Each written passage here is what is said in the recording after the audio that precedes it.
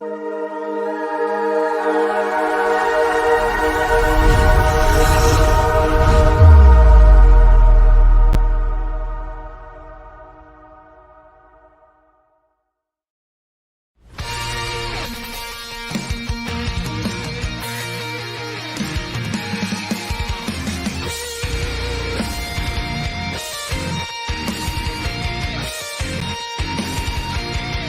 the remnants of Janus City comes a broadcast that will shake the Empire to its core. Rogue One Radio will discuss all things Star Wars and all things in the nerd culture, in and out of the galaxy far, far away.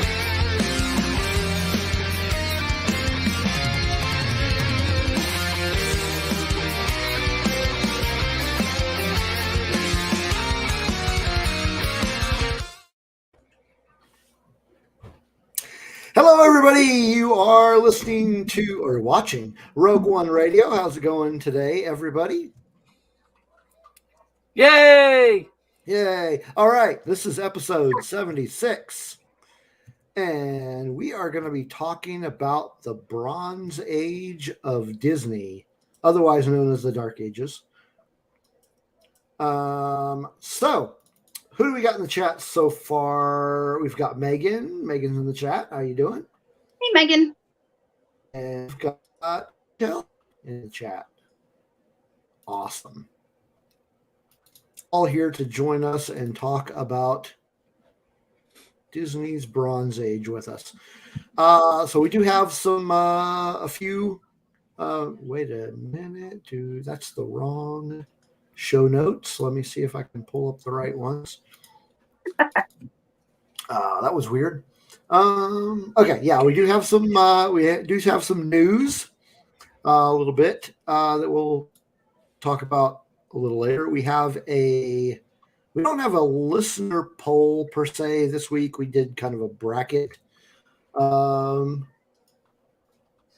competition, I guess you could call it. And we'll be revealing the results of that later in the show. And then, of course, we have some cool music to introduce you to. And hopefully I have the video portion figured out this time. I know we had some technical issues last week with that. But as they all say, it wouldn't be Rogue One Radio without technical issues. But if you haven't guessed it by now, we have a guest in the chat or on the show with us. Who is Adam. Who is it? Adam, it's you. Whoa! Hi. How we doing? Adam is one of the co-hosts of Certain Point of View, another Red 5 podcast, which leads me to mention we are part of the Red 5 network. A lot of awesome podcasts over there. If you haven't checked them out by now, you really should do yourself a favor and check those out. There are podcasts out there for anything you could imagine if you're a nerd. Movies, comic books, Star Wars, Disney. Pro wrestling. What else? What am I missing? TV shows. Thor. Thor. Yeah. Okay. I wonder who I'm talking about. Oh, he's currently Donald, not the Duck. Yeah. Oh. Yeah. Marvel. Yeah. Marvel, DC, all that stuff. Like, what? About you. It's been a long day. Yeah. Agreed. All right. So, Adam, what have you been up to this week? Not much, to be honest. I have been watching some Disney flicks, both because of this and because I'm a kid at heart. So there's been that. We're working on doing a little bit of a remodel in our basement, which is why I'm in a different room than I usually am. So, busy, fun stuff. Cool. Nicole, what have you been up to? Not much. Same old, same old. Kind of like Adam, watching some movies here and there. One to prepare for today, and some just because I actually like them and may not like them. We shall see. And then I want to do a real quick shout out because I want to give a shout out because I know today with preparations, one to Jennifer, who is my co-admin at Peace Love Disney, because she did give me a lot of suggestions for today, as well as points to kind of go along. And then also to Adam, because he has his new blog called Years Gone By, and that is awesome. So they have been so helpful in creating. And I really appreciate them. So thank you. I appreciate that. And of course, you guys are also fabulous too. So, we all support each other here at the Red 5. DJ, Adam, that's true. Adam, why don't you tell us about your blog? Okay. So it's called Ears Gone Blah. I can't even say it. Ears Gone By. You can find it at earsgoneby.blog. And basically I just like to talk about Disney of yesteryear. You see how I tied that in. I gotta thank my buddy Cam Ray for helping me come up with that name, because that guy is insane. I mean, I just came to him one day with an idea, kind of for this blog, and I was like, "Can you help me maybe think of a name?" And like 30 seconds later, he's like, "How about like years gone by, like years gone or something like that?" And then it just kind of came into this. He's stupid creative, but he's also got a hot mom.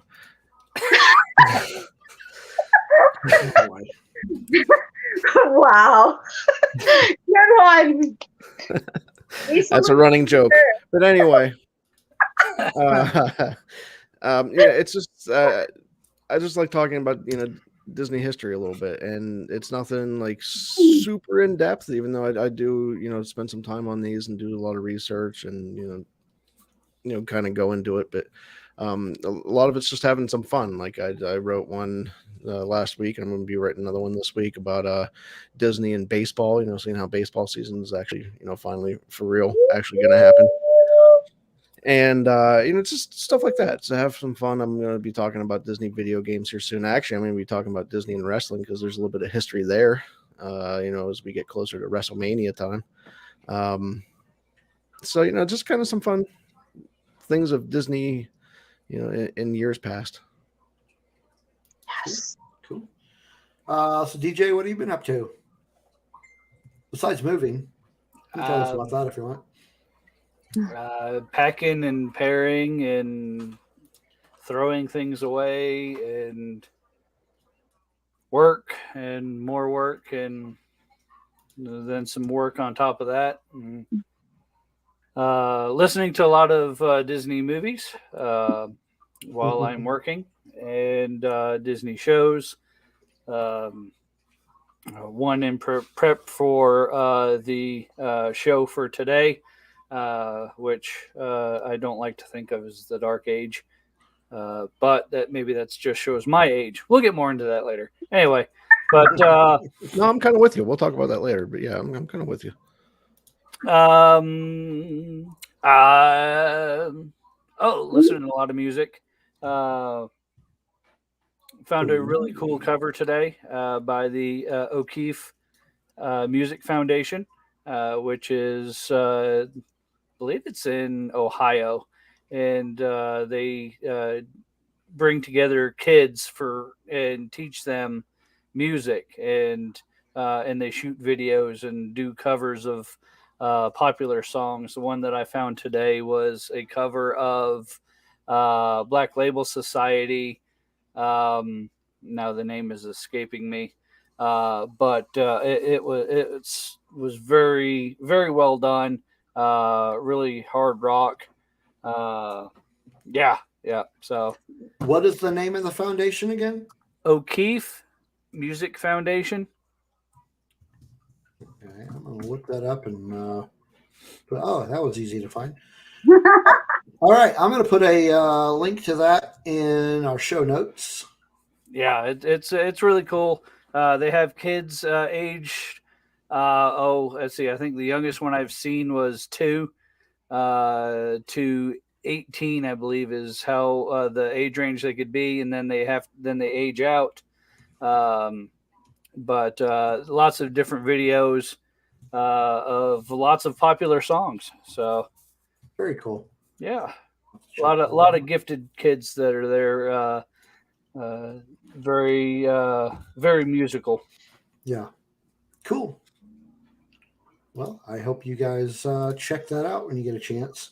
Let's see if we've got any more. We've got Backyard TARDIS in the chat room. Very cool. Welcome. What do I got going on? Hey, you didn't talk about your moving.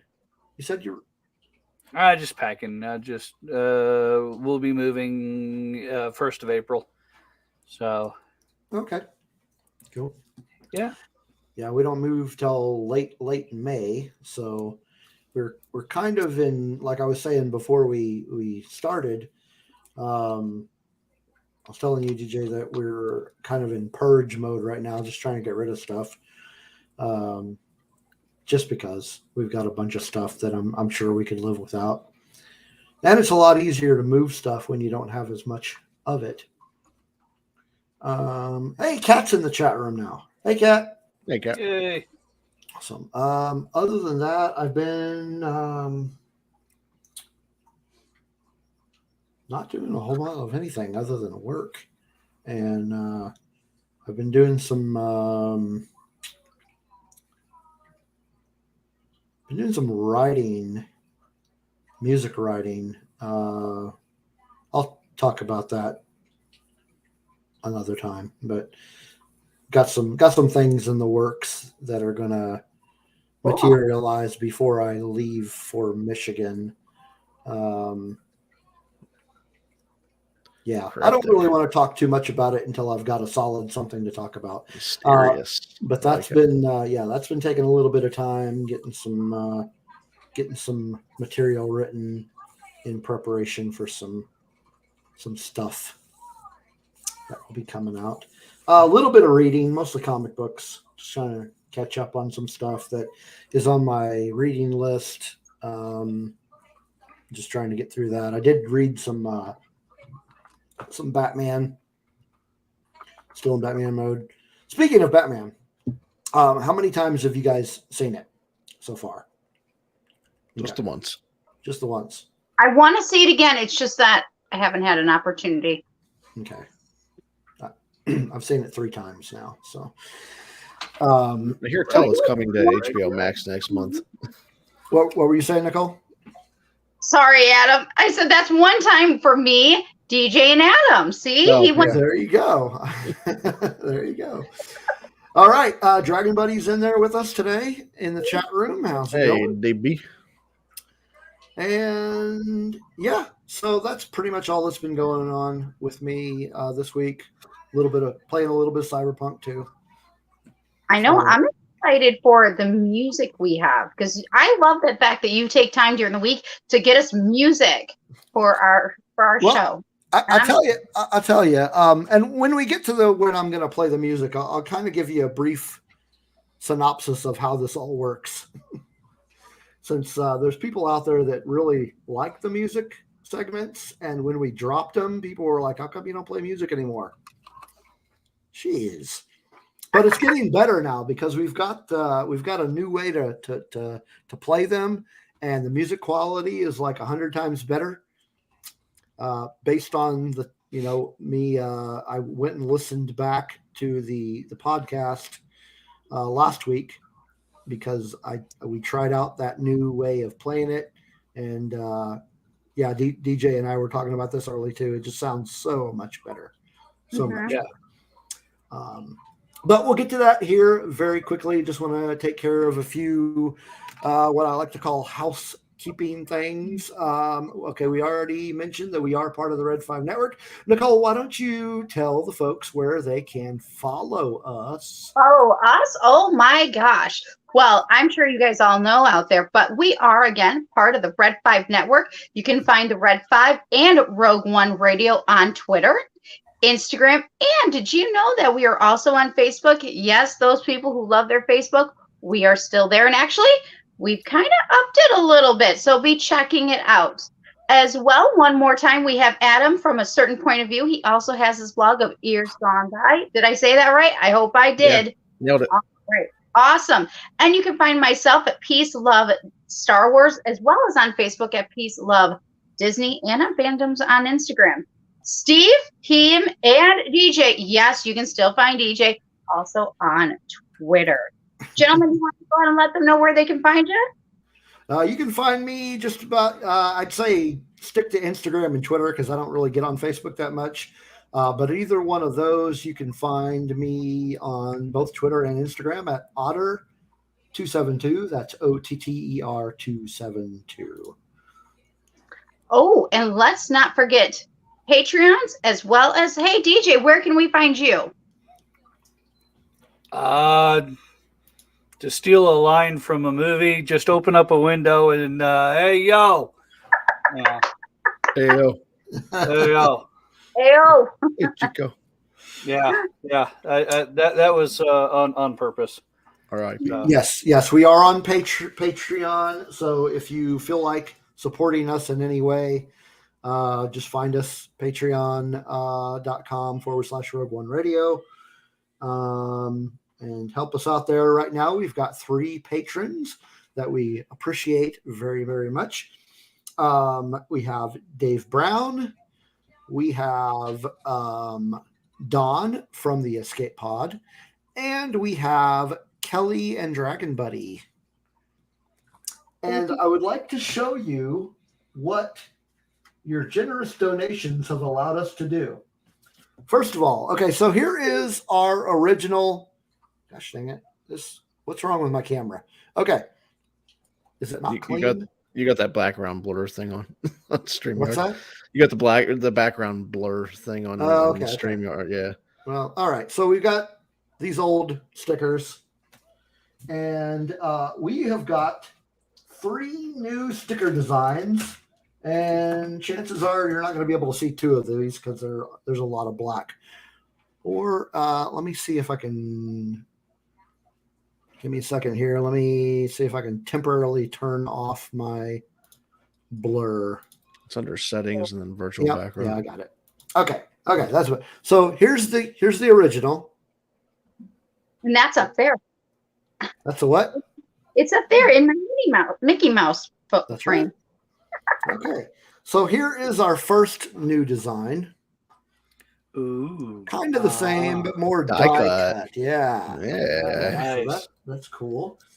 And then our next one is, I really like this one. I wish it was bigger. I'm going to reorder these in a bigger size. Yeah. Mm-hmm. Yeah, those are cool. And then this one, we had to do one with our mascot that we do not mention often enough. What happened to our mascot? I don't know. It's still a little chilly, so he's over at the coop. So that's a sticker of our mascot, Cockadoodle Pew Pew. So yeah. So we've got new stickers, and soon we'll be sending those out to some folks, which is another thing I wanted to mention, actually.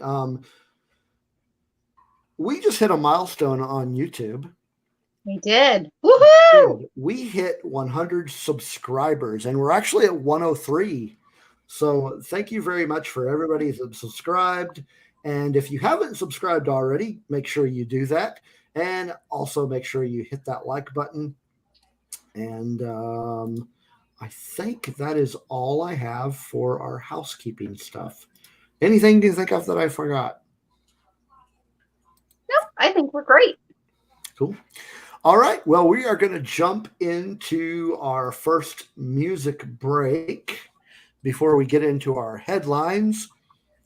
And so what I was going to mention, how this kind of works is I, in addition to doing podcasting and being a musician and all that fun stuff, I also am a freelance writer for a lot of music.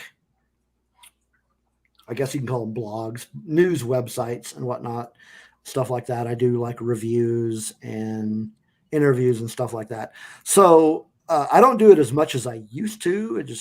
I'm not nearly as prolific as I once was. But back when I was, I often just got stuff sent to me, and I still just get a lot of stuff sent to me. And then, when folks found out I was playing music on a podcast, they kind of upped the submissions. I'm like, oh, can you play this on our podcast? So I get a lot of submissions. And so a lot of the stuff that we play on here is stuff that somebody has submitted to me, and I listen to it and I'm like, yeah, I'll play that. Because, sometimes there's stuff I'm like, I ain't going anywhere near that. And then every once in a while, I will hear something just based off something that I came across, and I will reach out to the band or the record label or the what do you call them? The publicist. They've got another name. I can't remember. Public relations folks. And whoever I can get a hold of and say, hey, can I play this on my podcast? I've never been told no, so that's cool. But I don't really go out of my way and ask all that often. I usually just somebody send me something and I listen to it and I'm like, yeah, I want to play that. So the first music break, we are going to be playing a song from a band from Richmond, Virginia. They are called Beretta. They just released an album in February called Rise. It's R-I-S-E. And this is one of the singles from the album. It is called The Sound of Revolution.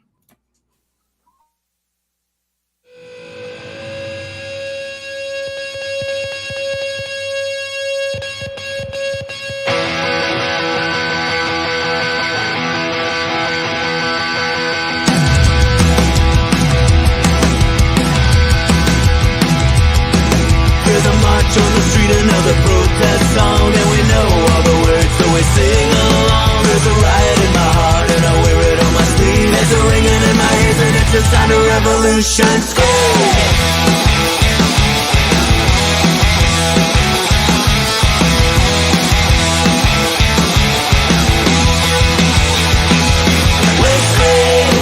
There's an uproar on the rise. There's no time left for compromise. We hit the streets and we don't fear anything. We're here without a lifeline in our hearts. Forever after, sing our songs and scream from the rafters. In this time, here and now we rise. Sing a song for a better time. There's an anthem with a better line. We raise our flag and we rally round a battle cry. This one is for our lifetime. In our hearts, forever after, sing our songs and scream from the rafters. In this time, revolution rise. There's a march on the street, another protest song, and we know all the words, so we sing along. There's a riot in my heart and I wear it on my sleeve. There's a ringing in my ears and it's the sound of revolution. Go!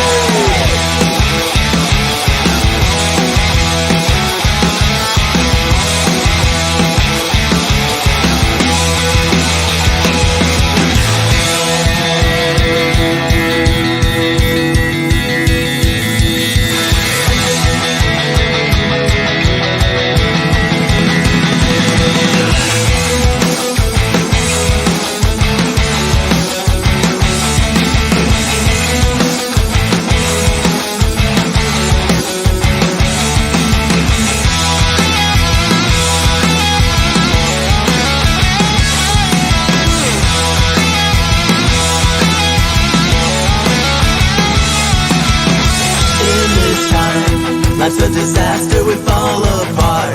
Traded for laughter in this time. Do we know what's going on? Here we are, broken and shattered, we fill our hearts. Traded for laughter in this time. Do we know what's going on?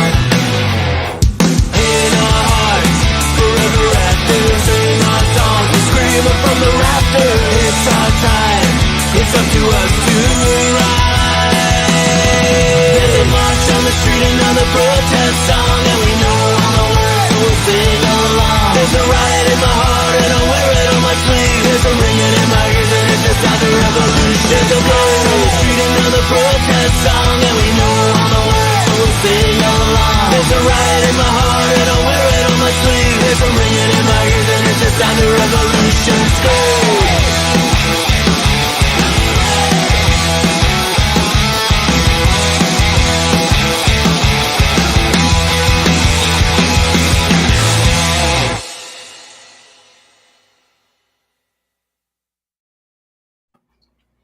All right, The Sound of Revolution by Ann Beretta. I like Play it that again. one. That was a good song. That was great. Yeah, Yeah. I really like that. How do I hide? Okay, there we go. So, Yeah. I want to thank somebody in the chat because while that song was playing, You're welcome. Thanks, son. No, while we were listening to that great song, we got a new patron. Yeah, thanks. If you Nick. keep playing that song, maybe you keep getting new ones. Maybe we need to play more songs so we can get a new patron every time. So yeah, we just got a new. He is one of our. He's in our Jedi Knight tier. So thank you very much, Nick.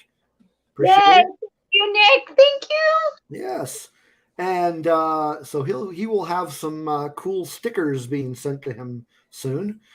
Also, Alan is in the chat room with us. Alan. So cool stuff.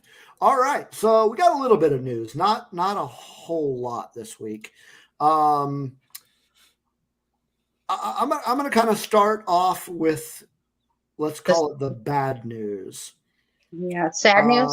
Sad news. Yeah, we had a couple of deaths over the week that were disappointing, to say the least. I mean, it's disappointing when anybody dies, but the first one, a lot of you may not know this person, but I think at the very least, Adam and DJ and I know.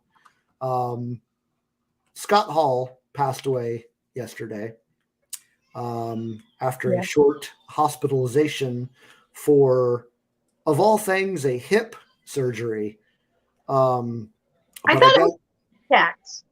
Well, the heart attacks were a result of complications from the hip surgery. He's had a lot of health problems. Yeah, it's really sad because he had, over the last couple of years, he'd finally gotten his life back on track. Yeah, got rid of the addiction and those issues and it was there's a lot of psychological and maybe PTSD stuff there too. Yeah. So I mentioned on our show this week, if you have Peacock, there's a great documentary, WWE documentary called "Living on the Razor's Edge."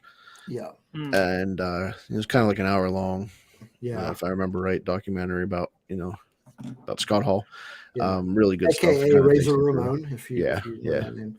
But yeah, he passed away yesterday. It was very. Like I was saying on, like, me and Justin recorded a new episode of Around the Ring last night, and we had a pretty good long chat about that. But one of the things I mentioned is for all the years that I've been watching wrestling, other than like the last maybe 3 or 4 years, I can't remember a time when Razor Ramon or Scott Hall was not a part of it. Right. So he was a big part of that wrestling fandom for a really long time. So, our thoughts and love go out to the family of Scott, and wish him rest well. Unfortunately, that's not the only one. A lot of his clique buddies are really, having a hard time with that. So yeah. Rough stuff. The other loss was our General Thunderbird Ross. William Hurt passed away. Apparently, I did not realize it, but apparently he had prostate cancer. Oh, I did not realize that either. And I didn't know that until I started looking for cause of death. But yeah, he passed away I think that was also yesterday. No. Or was it? Maybe it's the day before. It's this week. Maybe it's been. Yeah. It just seems like it's all been kind of right there together. But yeah, it's sad to see him go as well. He was he played that part very well. I mean, he's played in a lot of stuff, but for some of us, he might be more well remembered for his part in the MCU just recently. So again, thoughts go out to his family, and bummer. Yeah, let's get off the sad stuff. Woo. Okay, so did everybody get a chance to check out the Miss Marvel trailer? Yes. Yeah. No? Yes, it did. DJ, you didn't? Tried not to. Okay.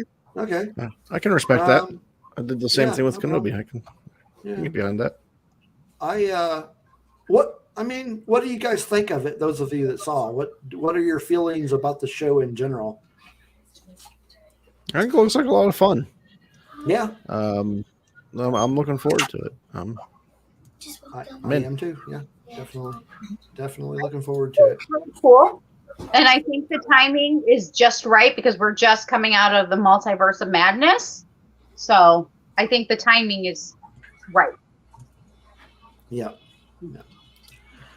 All right. The only other, I've got two more pieces of news. Both of them are Star Wars related. First, have you guys ever heard of the Villainous games? No.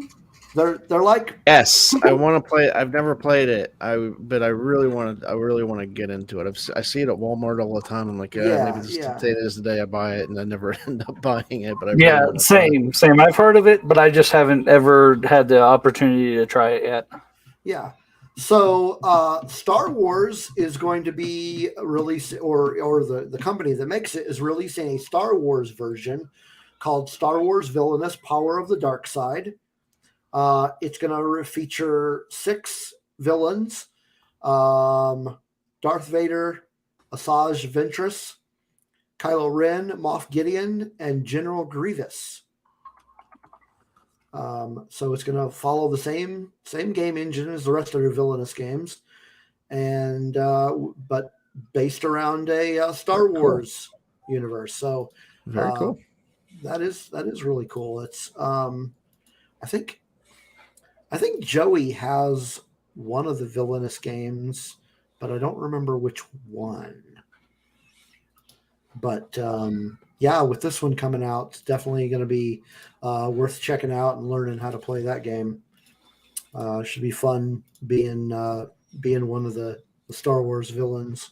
There's a few interesting Disney like board game type things like that I'd like to try. I saw a Gargoyles one that I'm really interested in. So there's some pretty cool stuff.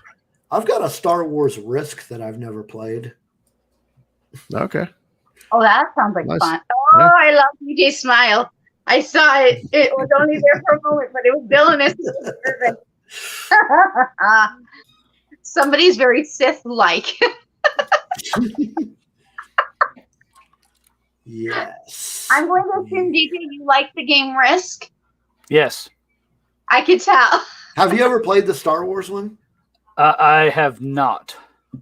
Yeah, I have both the regular version of Risk and Star Wars Risk, and but I've never played. ScareCon, right? Right.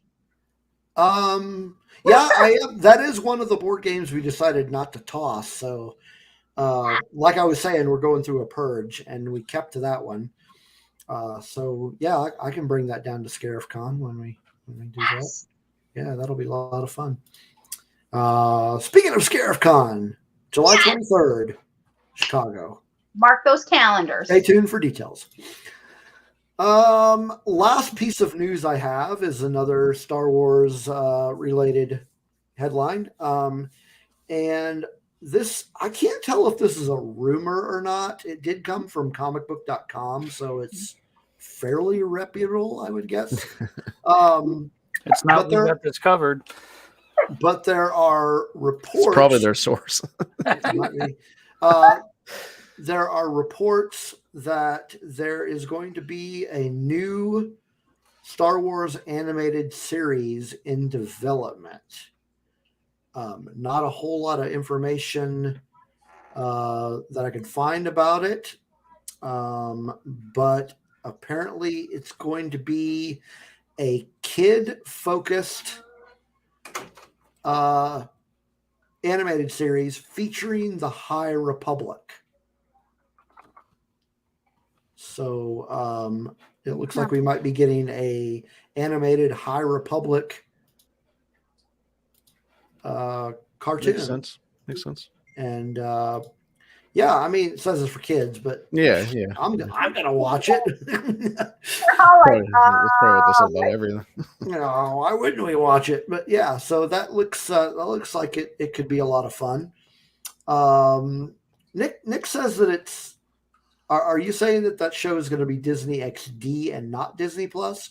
Because the article that I read said it was Disney Plus. No, he's talking about the Marvel or Miss Marvel trailer. He said it looked it looked fun, but not I don't remember the whole he said it looked fun, but like a Disney Channel show. And I asked if it was a Disney XD type show or like a Disney Plus show. And he said Disney XD, not necessarily in budget, but in tone. Gotcha. Okay. Yeah, that actually is all the news I had for this week. It seemed like it was kind of a slow news week. So we have a couple of options. We can jump into our next music break. Or we can do our main event and then do the music break. So how do you want to do that? Music? Okay, let's go ahead and play another tune. I'm in my mouth. I'm like, music? Yeah, there you go. I'll cheer, by the way.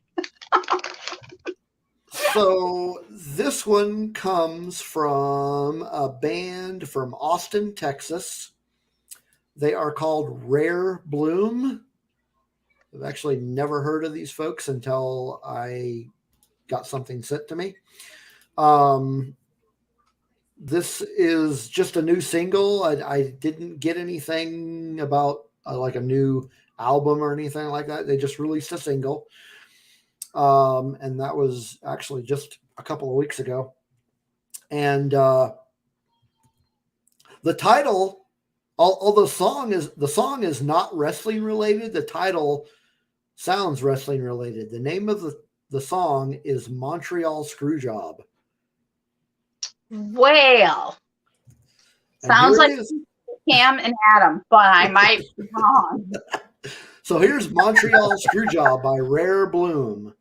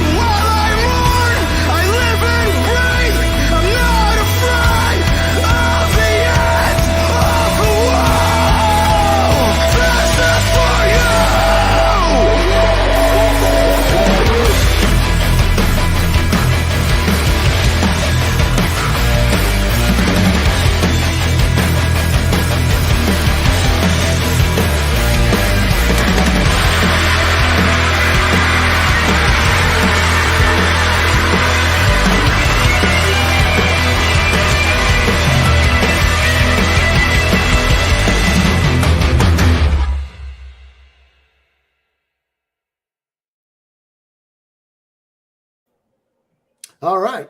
That was Montreal Screwjob by Rare Bloom. And Yes, it is. very hard. Yes, much more edgy than what we usually play, but I thought it was cool. Yeah. We'll have more for you next week, of course. And it is time for the main event. We're going to be talking about the Bronze Age of Disney. And for that, I am going to let Nicole and Adam take it away. Take it away, he says. All right, so I'm going to do a real quick recap just so everyone understands kind of what we're talking about tonight. There are various eras in Disney's history in regards to animation and the business itself. In regards, though, tonight we're very specific to just the animation side. There is the Golden Age that went from 1937 to 1942. The wartime era from 1943 until 1949. The Silver Era, 1950 to 1959. In particular to what we're talking tonight, we have the Bronze Age, also known as the Dark Age, from 1970 to 1988. Doesn't mean the movies are bad. It's just there's some dark stuff we're going to be talking about tonight on the opposite side. The Disney Renaissance era, 1989 to 1999. The post-Renaissance era, 2000 to 2009. And the Revival era of 2010 to present. Whoo, that was a mouthful. All right. So again, tonight we're going to be talking about the Bronze Era. So thank you to my main co-host, Steve and DJ, for agreeing to this, even after my brain went, why did we not do the whole series? Don't ask me why. I just really wanted to talk about the movies that don't get talked about during this particular time, or the nitty-gritty in which Adam and I both have kind of been talking about today. So real quick, one more quick thing before we fully jump in here. So the Bronze time starts when, sadly, Walt Disney has passed away. He passed away on December 15th, 1966 at the age, I'm not sure 66, but I'm not 100% sure. And with his passing, of course, came, what was left of Disneyland, what was coming with his big dream of Walt Disney World. And of course, this was also given down to his brother, Roy O. Disney. I want to be very specific because there is another one that's coming that we're going to be talking about. And I want to real quick do one quick quote before we fully jump in here, because I really think that this really sums up the dark era in regards to something that actually Walt Disney said himself. And that is, don't let your fears take the place of your dreams. And I truly feel like that really encompasses what we're about to get into tonight. And again, we're going to be talking about the Bronze Era in regards to just the animation side, because we could be here all day and tomorrow talking about everything else just in the dark times. And I don't think we're up for a marathon. So shall we start, gentlemen? Are you guys ready? Well, one thing I wanted to mention, I guess in preparation, or maybe just because I was interested, I was reading about Mr. Walt Disney. Mm-hmm. Just kind of finding out more about him. But the thing that, it's kind of, I don't know, creepy might be the word, or just, I don't know. I found it amusing. I don't know why, but when he was diagnosed with cancer, he was getting treated with gamma rays. Yeah, I think that's one of those things that it's just science of the times. I was like, wait a minute. I thought that wasn't a real. Is that actually a real thing? That he's thinking of the times. Yeah, I think it was one of those things like science of the times, like going to the mineral springs to be healed and all that type of stuff, I think it was that type of thing. So yeah, I just thought it was really weird. I'm like, gamma rays, what the? He was not part of the Hulk or the Avengers Initiative that you know of. True. That's true. So first up tonight, what we're going to do is we're going to go movie by movie, but we're also going to be talking a little bit about the history behind it. And that is where the real Dark Age comes in, if that makes sense. And of course, if anybody has questions, Actually, I'm looking around. It looks like they use some gamma stuff even today wow. for surgeries and things like that. So pretty cool. there we go. Hey, Christian Fandom Geek is in the chat room. Good timing, man. We're just about to get started with the main topic. Yeah, good, very good timing. Anybody has questions, throw them up, and then either Steve or one of the cool guys here, DJ or Adam, will throw it up so we can talk about it. We're going to start off first with the Aristocats. This is the first movie. Now, real quick, we know that the Jungle Book comes out first, right, before the Aristocats, and that technically happened right after him. But we're talking about the Bronze Age / Dark Ages, and that's the first one in which he signed off. It was the last one he has signed off on. It's also the first one he made after he was sadly not. So, yeah, Jungle Book was the last one he had a hand actually in. So, right. Yeah, correct. Yeah, I mean, he greenlit some other stuff as well. Jungle Book was the last one he was actually personally involved in on production, like actual production. He was involved in pitching some of these other things, but actual production during the actual movie. So, and again, a lot of these movies are great movies that we're going to be talking about. This budget was $4 million. The box office was actually, if I'm correct, $191 million. So they killed it.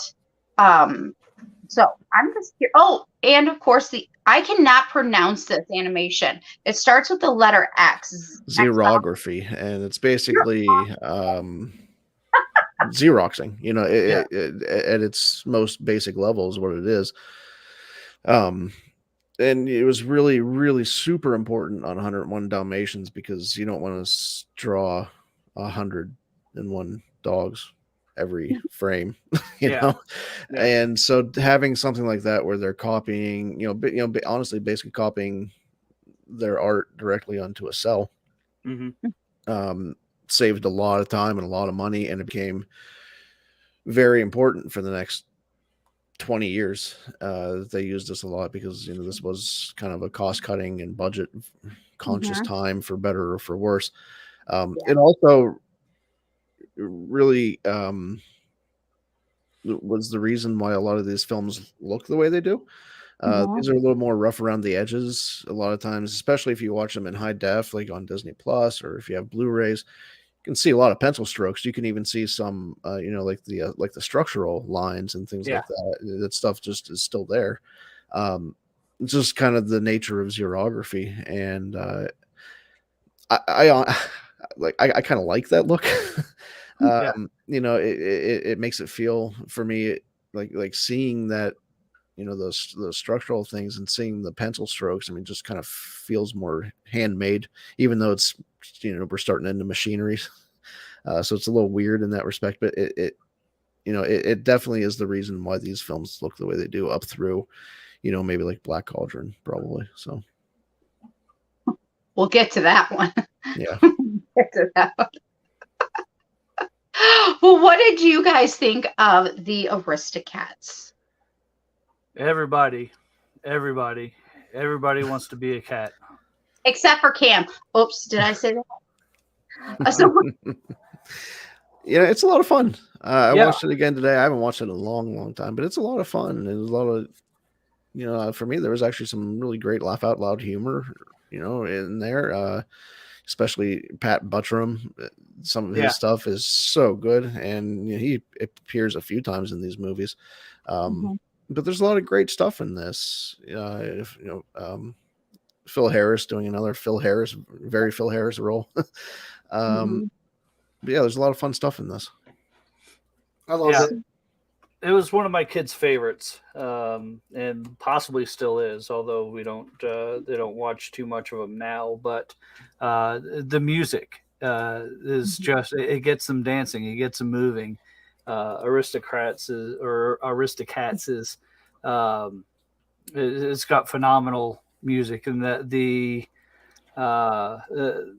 everybody wants to be a cat number is just, it sticks in my head. And yeah, it's just it very well done. I was surprised that it only made as much as it did. I'm sure it got a whole lot more as far as video rentals afterwards. But so speaking of music, just so we can kind of start diving into the bronze and the darkness here, this was the last film that the Sherman brothers, they were actually in on through Disney, because behind the scenes, the Sherman brothers got frustrated with the management and dealing with, a lot of things after, Walt's passing. And of course, the way that the direction of, Disney animation was going. So just to throw that out there, that this was the last one with the Sherman brothers, which is sad, and because they wrote the Aristocats, the beginning song, and then they wrote Scales and Arpeggios. Right. Now they would come back later, but they never ever came back and that's not until way, way, way later. Right. So just to kind of touch on that kind of feels like that was also part of the kind of, when you're looking at history, at least for me, I felt like that was like, wow, that something must be happening behind the scenes if you got a really good power duo going, peace out, Disney, Yeah, and I think it's important to kind of emphasize some of the stuff. Like, they were huge for Disney. They were an in-house duo that wrote a lot of songs, a lot of classic songs for them. Like the Mary Poppins soundtrack is basically the Sherman Brothers. Things like that. They made so many like memorable songs that we still sing today. And so having them leave at this point, and I'll talk about this later, but like, this is one of the reasons why I kind of think of this period as more of a time of transition for Disney than really, a time of decay or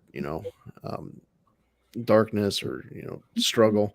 There's definitely those things in this era, but this era is really them changing, and old guard leaving, new people coming in, and that's kind of what the Sherman Brothers thing is here. That's one of those signs of transition. So finding themselves again.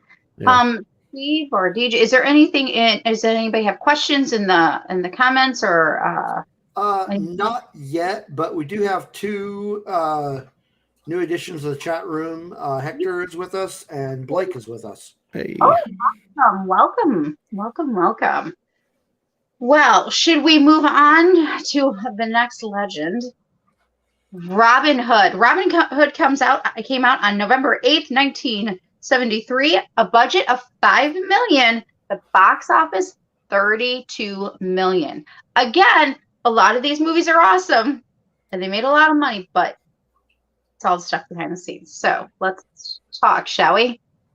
Adam, any thoughts on going behind the scenes or things like that? So this is one of the Robin Hood is one that I really like. It's one of the ones that I used to watch as a kid, and so that Roger Miller stuff, which is something I think kind of becomes a little more commonplace as we move forward as far as soundtracks go, is bringing in that outside person. Up until we get to see guys like Alan Menken or Howard Ashman come in, and even beyond that, to be honest, bringing in like someone like a Roger Miller or maybe later like a Billy Joel, and kind of anchoring that soundtrack, and that's really what happened here. But also, you see a lot of reused stuff in Robin Hood, and another cost-cutting thing. We talked about xerography and how much they leaned on this, but they're going back and they're reusing. Robin Hood looks like Peter Pan, right? Dressed very similarly. You have Sir Hiss, looks very much like Kaa from the Jungle Book. And speaking of Jungle Book, Little John is pretty much Baloo. It's the same, and you even have reused animation from Snow White. Like you look at the stuff side by side, it's the same. Maid Marian and some dancing scenes are literally the same stuff. So they're really going back and copying, reusing their old stuff at this point. try to save a little bit of time and money. Right, and that was part of the, well, as some critics would call it, the recycled animation. Not anything groundbreaking, but safe, but still Safe. good. See, safe is a great word to use for a lot of these things because none of them really are, crazy risky. They're being very safe with this stuff, and a lot of it pays off. We talk, Robin Hood does well. The next one we're going to talk about does really well. Really not until Black Cauldron does one of them really actually super fail, and they still make the money. So yeah, it was. I don't want to say rushed, but the schedule and the time crunch to get these out.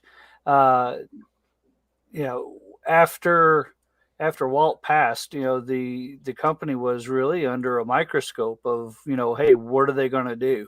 And how are they going to move forward? So in order to try to get out as much as possible, as fast as possible, why not borrow from some of our work that we've already done, change it up just a little bit, kind of like copyright now, as long as you change a couple of words, if you change up to 25%, you're good. Then it falls under something else.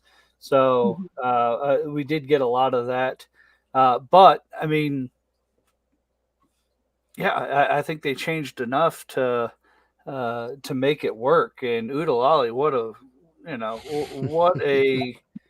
what a fantastic film that was. Another one that what was his name? Robin? No, not Robin. The Rooster. That's at the very beginning. Alan Adale or something like that.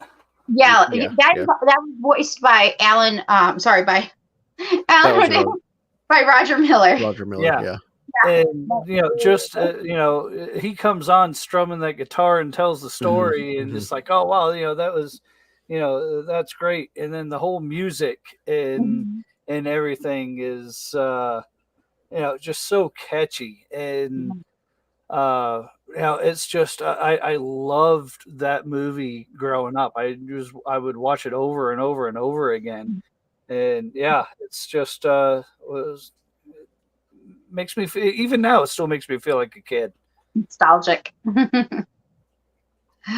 Steve, what about you? Any thoughts? What did you think of Robin Hood? And I liked it. I probably did not watch it as much or as many times as I did some of the others. I didn't see this one in the theater. A couple of these I did though.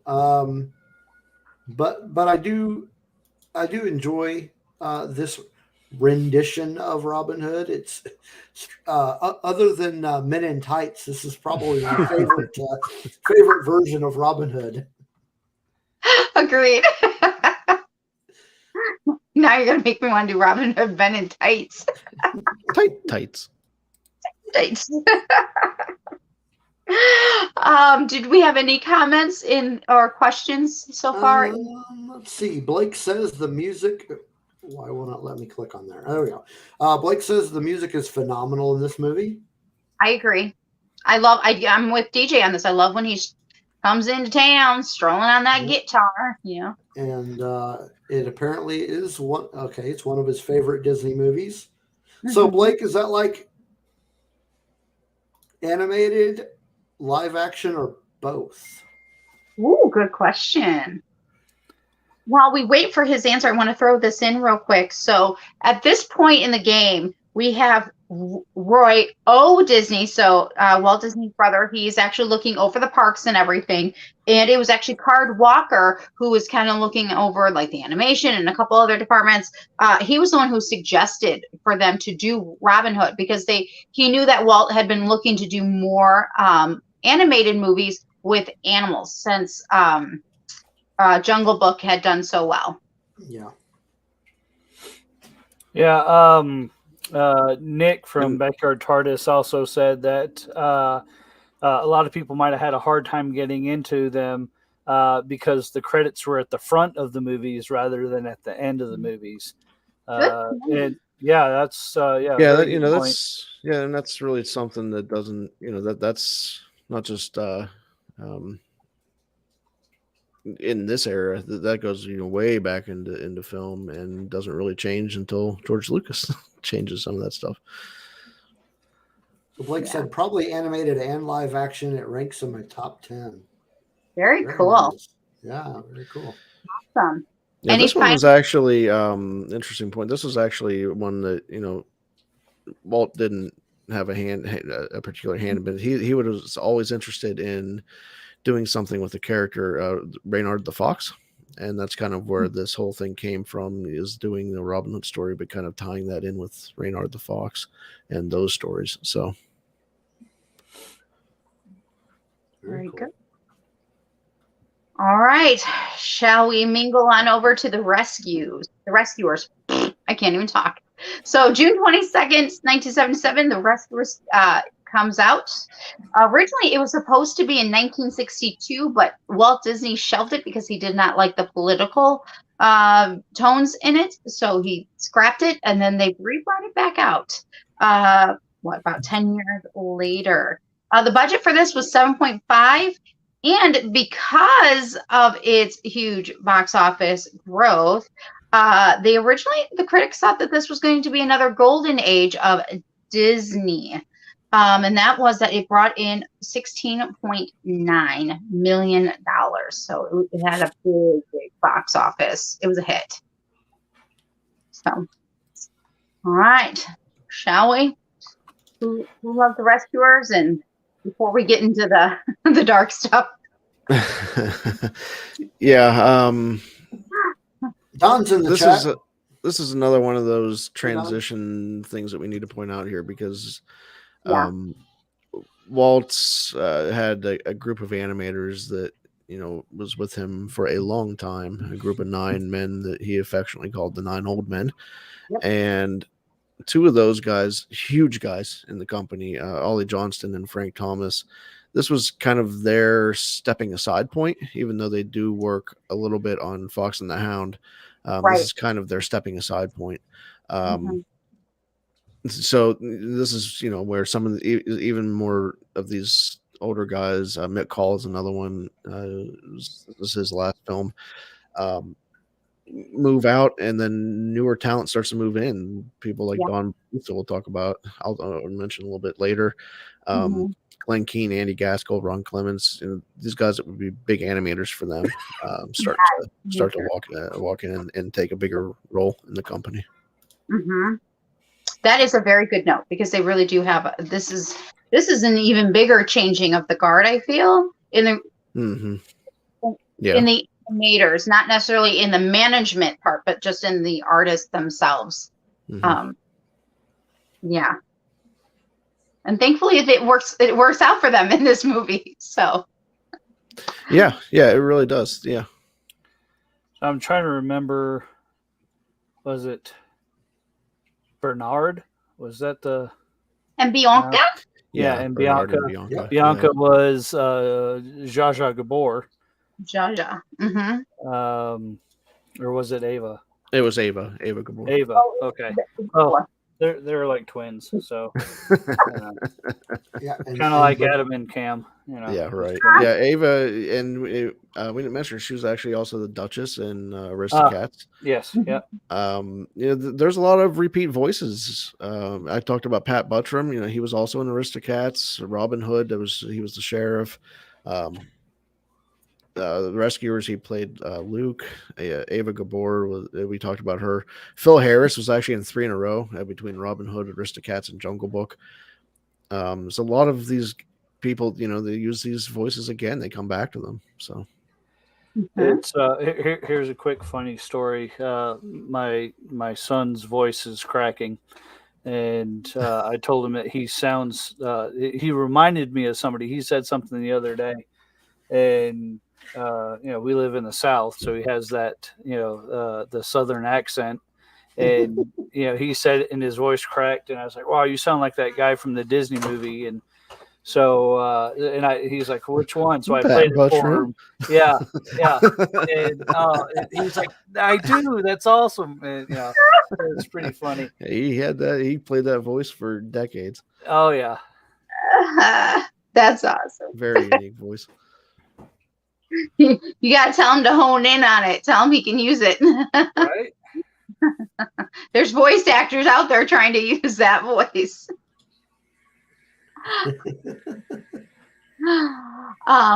So Steve and DJ, and of course in the chat, what are you guys thinking in regards to the Rescuers? Did we like it? Did we not like it? What did you guys think of the animation?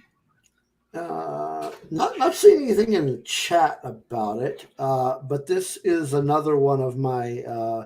This is actually one of my favorites from the batch of movies that we're going to be talking about tonight. It's funny because I didn't see this when it originally came out, like in the theater, but I remember that I had. Do you remember? Well, I don't know if any of this may be dating myself, but do you remember like they would release records with like a storybook? Oh yeah, absolutely. Okay. Absolutely. Well, I had when I was a kid, I had the storybook of the Rescuers, so that was my first introduction. I knew it was a movie, but I just, for whatever reason, didn't go and see it. So I didn't actually see this movie until I was closer to. Oh, I'm trying to think when that why it might have been. Probably when I was closer to like 8 or 9, or maybe even 10. But I remember that I enjoyed it, and I've watched that one probably. Of the ones that are on our list, I've probably watched this one the second most of all of them. No, maybe the third. But yeah, I really enjoyed it, and I didn't. Thinking back to it, you had mentioned earlier shelving it because of the political undertones, but it didn't really dawn on me until you mentioned it that, yeah, I guess it did have political. Well, actually, the version that we see is very toned down. And I forget the author's name is blanking who wrote these stories, but they actually kind of went and used a different version of her stories. Marjorie and then toned Sharp. Yeah, that's it. And then toned it down a little bit more after that. So the version that was being toyed with in the 60s is a different version than what we actually end up getting. Gotcha. It was a good preview to the better of the two movies. Oh my god! That was the Down Under is actually my first introduction to the characters. So yeah, I really enjoyed Down Under, but it was good. It just I enjoy it. It's rare for me to like a sequel more than the original, but I haven't seen that one. Rescuers Down Under. Oh, you got to see it. It's great. Fantastic. It's good. On our honor. Well, any final thoughts? Rescuers Down Under? Anybody in the chat have anything to say about the Rescuers? While we're waiting for that, what do we have coming up? What's next on there while we wait for someone to... Ow! Does that help? Okay. Yeah. Well, there's one. I don't know if you're going to talk about this later, but Many Adventures of Winnie the Pooh is another one that comes out, and it actually does really well for them in '77. Yeah. Okay. And that's actually next. What's that? That one's actually next. I'm so sorry. I must. Oh no, that's okay. That's all right. Go ahead. Take it over. Go. No. Go ahead. Go ahead. I was just going to say that's one that does really well for them, and it's actually a repackaged project for them as well. Right. They used 3 little mini films that they had made earlier and put them together into this film, and did a little bit to tie them together, did a little bit to wrap them up at the end, stuff like that. But these are basically stuff that was mostly already done, and does really well for them as far as box office goes. Mm-hmm. Well, and you're right, that actually does come, I do believe, on the in between, and I don't want to forget it.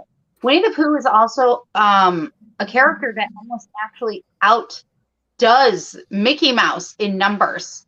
As far as merchandising goes, he does, actually. He does, which is crazy, because I'm like, really? But I believe it, because I actually have both. And of course, Winnie the Pooh is a really good one, but I can see why critics were also kind of mixed. Like, well, all you're doing is taking three and putting them together, and adding a few extra things. And I think, again, this is stuff that we're seeing behind the scenes. They're trying to do stuff, but it is also something that at least Walt had his hands in on, because we do know that he was there and present when it came to the original three. And of course, again, and he bought the he bought the rights to the character, and that was that was all Walt. Right. And quickly, one more quick thing, and before I ask other thoughts, of course, he's also the one who brought in the gopher, because he wanted something for us here in America, for a character that we could see ourselves in, So I just want to throw that out there. So, okay, I'm just curious, what's everyone's favorite Winnie the Pooh character, and do you like this movie? Tigger. Tigger. Okay. Tigger is amazing. Tigger's awesome. DJ. I'm thinking. Adam, we'll come back to DJ. But other than Tigger, I'd have to go with Winnie himself. See, Winnie the Pooh isn't something I've ever really totally latched on to. But maybe Eeyore, I guess. If I had to pick one, I'd have to go with Rabbit. Really? Why? He's a get off my lawn kind of guy. Yeah, he is. Okay, this makes sense now. This makes sense with you. Yes. Okay. All is right in the world all of a sudden. You said it, and I was like, wait, and now it makes sense. Yeah. My personal favorite is Piglet. I absolutely have loved Piglet my whole life. And of course, Gina, my bestie, Peace Love Disney, she's also a huge Eeyore fan. So, yeah. Any new comments, chats, questions? No, nothing in the chat. Well, now Dragon Buddy said it wasn't highly ranked for me until later in life. It wasn't one of my favorites at first for some reason, but it is now. Of course, I'm also wondering if he's talking about Winnie the Pooh or if that's just delayed. Something else. Yeah. So my question for you guys regarding this one is of the, I think it's 3 stories that were part of this movie, which one is your favorite? When he gets stuck inside with all the honey. I love the scene where he's looking at the honey. He's like, oh my gosh. And this is me. I know, and I'm a Piglet fan, but I'm just like, oh my gosh, I want to be stuck with all that beautiful honey and eating it up. And yeah, I'm happy. How about the rest of you? Have a favorite? Not really. I'm not really much of a Pooh fan, but if I had to pick a character, I picked one. But yeah, I never really got into it. It just wasn't my cup of tea, my kind of thing. I think Dragon Buddy's with you. He says I was a Tigger when young, and life turned me into a rabbit.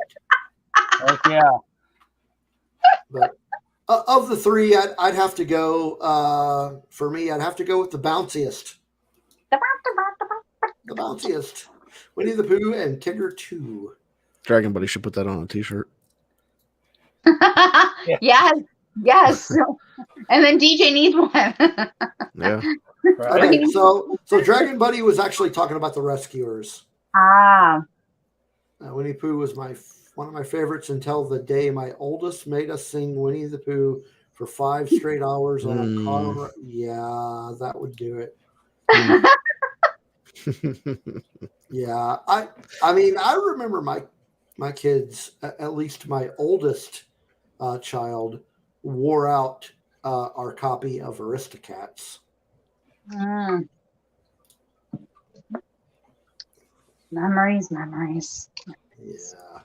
Did you have a favorite of the three, Adam? Not really. I mean, if I had to pick one, it'd probably be the blustery day. But Oh yeah, that one's a good one too. See, they're all. See, it's hard to.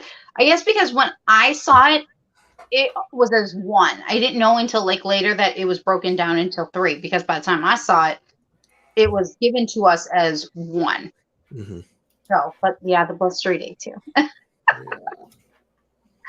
All right, moving along, shall we? Fox and the Hound came out July 10th, 1981, with a budget of $12 million, and the box office was 63.5. Again, this is also the final time that we see Ollie Johnston and Frank Thomas, but we do see some other new animators. Tim Burton, John Lasseter, Brad, I can't pronounce the name because I misspelled it during my thing. John Lasseter, Brad Bird, Tim Burton all come in this time. So this is a really interesting time for Fox and the Hound. And this is a rough time. This is a rough one.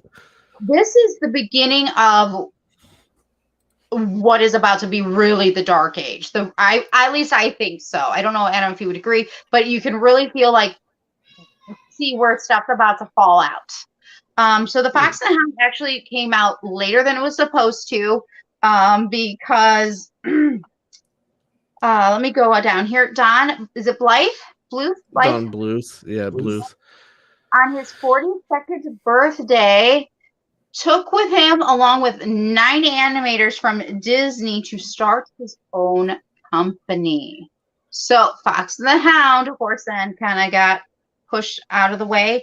There was a lot of power struggles there. Do you have any other details that you can add? Yeah, there was also a lot of clashing in between directors, producers, and these newer guys that are coming in. The Wolfgang Reitherman, who was a director for I think pretty much all the movies that we've talked about so far, at this point has just kind of had enough, and he steps away from directing and moves into a producer role. There's a lot of disagreements about some story elements here. That the one older dog in the book was supposed to die, and the animators wanted him to follow that storyline. Reitherman thought that was too dark, didn't want to do that. He won that battle, but there was actually this a song that ended up getting cut that was kind of a silly nonsense song. Kind of like one of the supercalifragilistic songs, and that one did get cut. So this one, because of some of this infighting, and because of Don Bluth and a bunch of other people leaving on the same day, by the way. 42nd birthday, what a way to go out. Yeah. This one ended up with a lot of delays and just some real issues with it. Also to note, this was actually the first one that was not in production or not pitched or not touched at all while Walt Disney was alive. So this is their first one with zero Walt Disney influences or ties on it.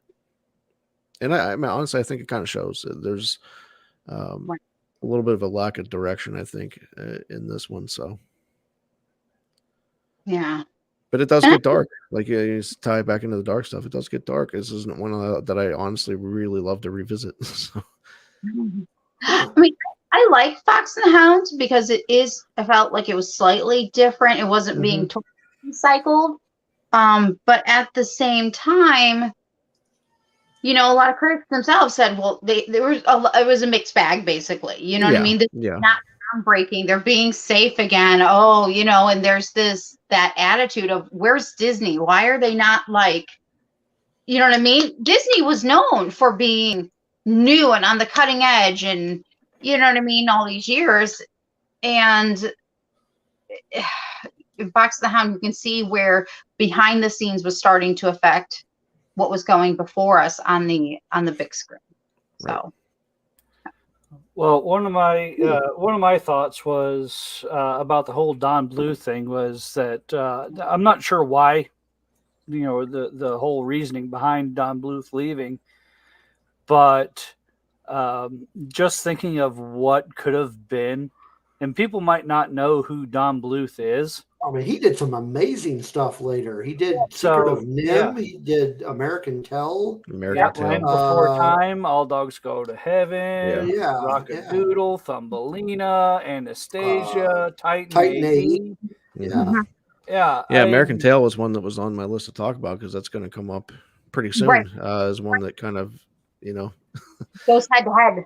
Yeah. So imagine if they would have had his talents to, or maybe they would have done some. Disney could have done some of these, but yeah, it was, and not only that, possibly the greatest video game of all time. And I guess this is a rabbit hole, but that's okay. Don Bluth is responsible for Dragon's Lair. Which I don't know if you guys remember. I don't know if you guys remember Dragon's Lair or Space Ace, but those were absolutely amazing animated video games that I lost countless amounts of money playing. But yeah, it was creative and fun, and yeah, it's. But that's who Don Bluth was. Big name. Yeah. Yeah. He did great things. I mean, I guess it's just part of the Disney story and all of it, that on his 42nd birthday, one day. Maybe the reason why I like him so much is because he was the principal artist for the Rabbit. But just throwing it out there. You're right, he was. Yep. He was. Huh. Okay.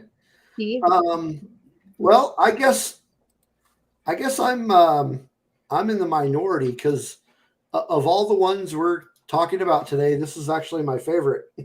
I love Fox and the Hound. I love this movie. I remember when it first came out, I went and saw it.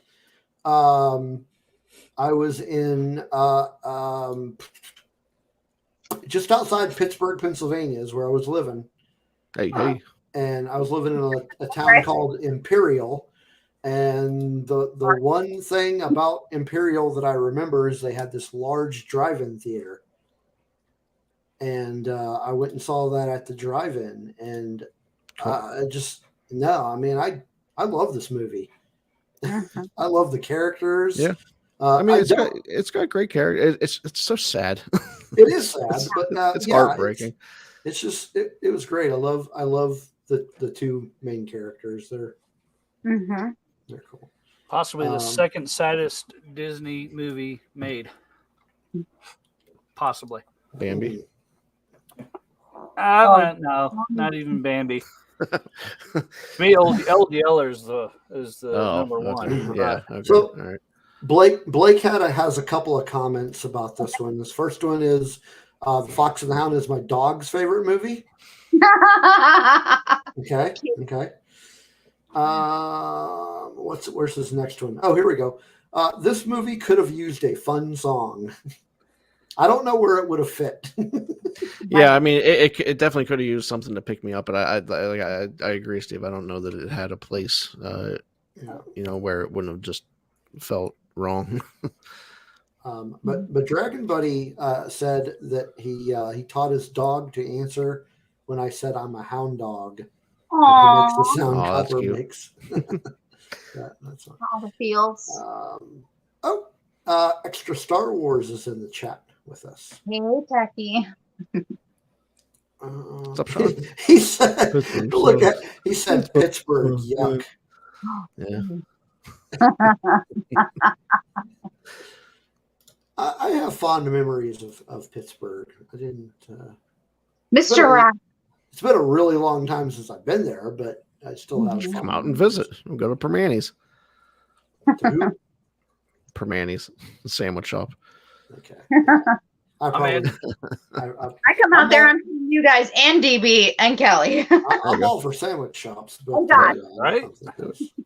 You had me at sandwich shop. Yeah, exactly. You got us that. Which reminds me, when I get up to that area, Nicole, you're going to have to show me around. You and Ro are going to have to show me around to some good sandwich shops.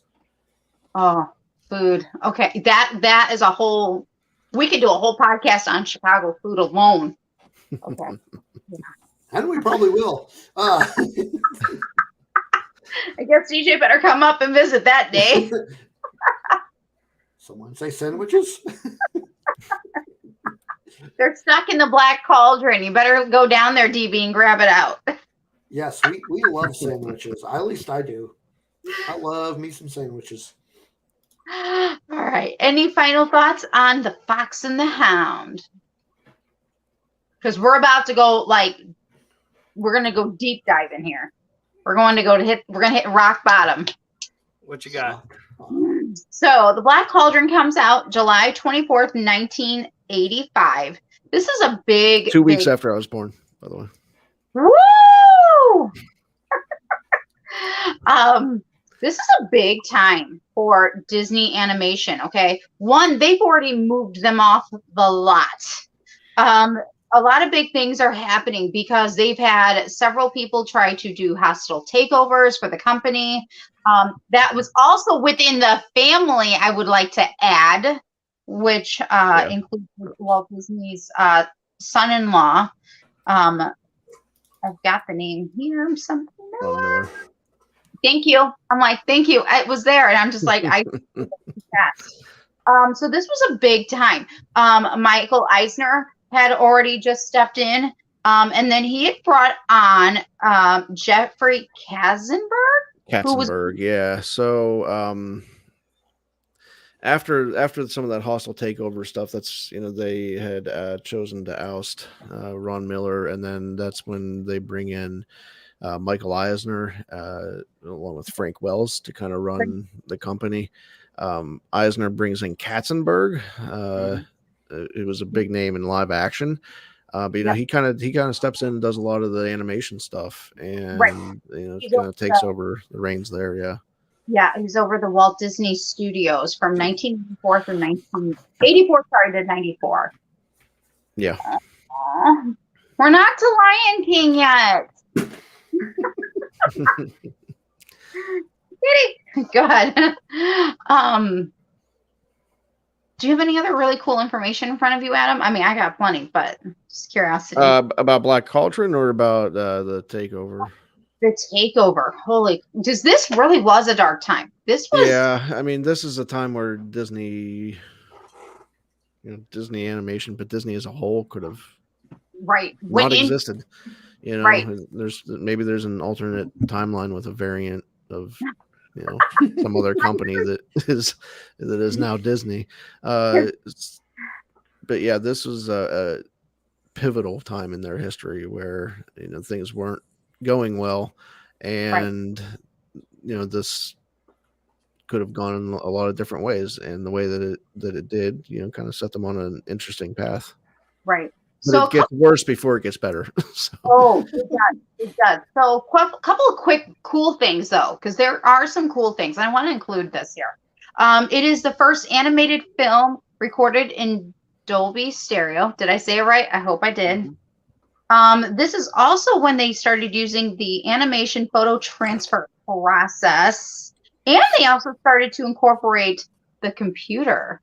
Yeah, and the photo transfer process actually really didn't work for them. It was kind of a failed experiment, and they really went back to xerography after that didn't work. They found that photo transfer really lost a lot of colors over time, and so they went back to xerography for a lot of it. But then, like you said, they start using computer animation for some things, specifically the cauldron. There's one scene with like an orb, light floats around, and that's computer done. However, using some of these things and trying these things out was expensive, and it really blows up the budget. So Yeah. I'll let you talk about the budget, Nicole. Oh man, the budget. Okay. Huh. I don't know if I never actually could. So a couple things Adam and I were talking about today, because one, I was like, how did they come out of this hole after this? I have no idea. I really don't. I believe we multiverse here, but I don't know what the original budget was, because I'm not sure about the original million. budget. That's what it ended up at. I don't know what the original like maybe target was, but it ended up at 44 million. Right, and the box office was only 21.3 or 5 million. Yeah, it didn't do well. It made less than half of its budget back. Also got beat by Fievel, the American Tail that we talked about before. Don Bluth, kind of stuck it to his old company there, and also got beat by the Care Bear movie. So there's that. So it really, it's one of those things that this movie had been in production, or at least planning phases, for over a decade, for a long time. And it was one of those things that as Katzenberg and Eisner, as those guys come in, it's really so far down as production that they're, might as well finish it at this point. Make whatever money back we can. Moving along, there's talk about, does Disney get out of animation at this point? Is it too risky anymore? Animation, at this time is kind of lost its luster a little bit. Right. Especially in the Disney camp. So there's talk about, does Disney stop this? But they already have the Great Mouse Detective, or at that point it was the Basil of Baker Street in production, and it's far down its production, as well. So you might as well put that one out too. And so yeah, that's next up. There's there's actually one fact that I don't think, at least I didn't hear anybody mention, that I think is partially responsible for its low box office numbers. It was the first animated film to be rated PG. Oh wow, that's interesting. Everyone up to this point was G, and so and I think that that and its darker tone really turned off a lot of the parents. Yeah, and actually Katzenberg hated it. Yeah, he hated it. He comes in and like, this isn't Disney stuff, and he actually wanted a lot of that darker stuff cut. And at one point, it's been recorded that he said, I'll just do the editing myself. And I'll do it. But it's dark. And one of the main villain, the Horned King, is not something you see in Disney movies ever. And really the only darker villain I can think of would be Chernabog from Fantasia. The demon looking thing with wings on Bald Mountain. You have that, and the Horned King, I think, are kind of the scariest Disney villains, and it's really a different tone from what you're used to. Even when I was doing research, Michael Eisner actually had to come in and actually convince Katzenberg to stop, to that we're done editing. I think he ended up 12 more minutes out or whatever, but it took some, I don't know if it was teamwork. I sometimes wonder if this moment was teamwork or if this was their first run-in, because, in the long run, we know afterwards through the Renaissance and other things later that they opposite of him and Wells, Eisner and Katzenberg really just, at least it seems on the outskirts that they just did not gel, And I agree. And I'm surprised that they didn't just say, scrap it, we're done. Like, you know what I mean? Because it costs so much. I'm surprised. So yeah, right. Anybody in our chat like it? Does anybody here like it? I mean, the Black Cauldron's all right. I thought it was great. Yeah, I mean, it's one of those ones that has a lot of it has a cult following now, and a lot of people do appreciate this. I mean, it's it's epic fantasy. It's Mhm. it has a lot of those Tolkien, like so many fantasy things does, has a lot of those influences. Um, it's very like I said, it's something that's very different from Disney. A lot of Tim Burton had some influence in this one. A lot of his stuff actually did get cut, or changed at least. Mhm. But yeah, very different from Disney. Mhm. Yeah, I've never seen this one. That is up to you. I'm not going to push this one on you like I do the rest of it. It's worth a watch at least once. Yeah, it's worth a watch. So Blake has a question. Do you guys think the Black Cauldron would have done better if released in 2022? Probably. If they would go back and add in the things that were cut to make the story a little more But we don't know. continuous.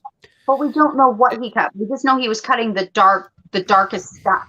If it wasn't aimed the way it was now, if this, Well, wasn't this based on a story?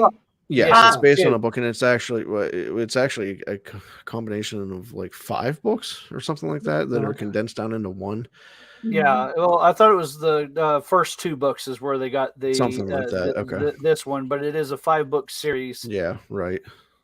So I think if it was like right now we're in a post Peter Jackson world where I think that type of stuff is a little more publicly accepted, not the right word, but a little more commonplace, I guess. Talking about Lord of the Rings and Hobbit and Game of Thrones, all this stuff has had big adaptations. I think people are used to this stuff now. So maybe that it would do better now, but also I think if they're gonna do it, then I don't know that it would be well served to be aimed, as one of their animated featured family films. I think it's more along the line of some of the stuff that they're doing with, the PG-13 stuff, and maybe go that route with it. So yeah, it was ahead of its time. Possibly. Yeah. Good look at it. It's a good thought. All right. So on to The Great Mouse Detective. Thank you, Adam, for earlier. Came out on July 2nd, 1986. During this time, the execs actually cut the budget in half. They also, this was when they actually officially replaced Ron Miller with Roy E. Disney, who was the son of Roy O. Disney. Walt's nephew. Walt's nephew. Again, they were still kind of coming out of stuff between Fox and Hound through Black Cauldron to this time. And he was to go over the animation department. I think that this is also going to play a hand as to what's coming in the future after Oliver and Company. I think it was a good decision, personally. I think, he had already left. Hold on. Let me go back. He was still on the board, but he had left a previous position, and they pretty much just brought him back is what's happened. He came out of what he was doing to go back over the animation department because he had been there before. But he felt earlier that he couldn't how do I want to say this? He was kind of back against the wall, you know what I mean? Caught, between a hard place and a rock and a hard place with what was going on. But again, he's brought back, I think, if I'm correct, I think The Great Mouse Detective might be the first one. I think he actually gets his name on again. Box office, the budget was cut down to $14 million, so it was cut in half. Probably also because of the Black Cauldron. I mean, again, Adam and I I was trying to figure this out earlier. I'm like, how did they not get closed down? Like, my brain still does not, because they were threatened to be closed down. And between that and the stuff with Ron Miller doing all of his stuff again with the hospital takeovers and stuff, I'm like, we're lucky that we got this. Because I think if it wasn't for The Great Mouse Detective already being on the slate and what was coming, I sometimes wonder if we would still have animation through the Disney company, because again, this was a big time, they just came out of the Black Cauldron. $44 million is a lot of money, and it was a lot of money back then, even more then than it is now. And again, now that ended up making $38.7 million, so it did still do well. And again, it seemed to fare well, which is good. So. Yeah, absolutely. It's actually also the first time the computer animation is being used a lot more. Even though it was used on Black Cauldron, they're using it now to color as well. And that's huge. It makes things look a lot cleaner. So all those xerography lines are pretty much gone in this. Mm-hmm. A lot of the reviews on this said this is one of the best looking animation projects to date. And it does look a lot better than anything else in this era as far as, lines and, those pencil marks are gone. So this definitely looks a lot better than anything else. The Big Ben scene at the end is one of the scenes where you can see a lot of the computer animation being done with the gears in the clock. So just cool little history tidbit. Yeah. Is this anybody's favorite? Anybody have some favorite something with the Great Mouse Detective? It was a good story. I really enjoyed. I was a big fan of Arthur Conan Doyle, and Sherlock Holmes as a character. So I really liked this adaptation of it. But yeah, it wasn't one of my favorites. And at this point, which was what 88.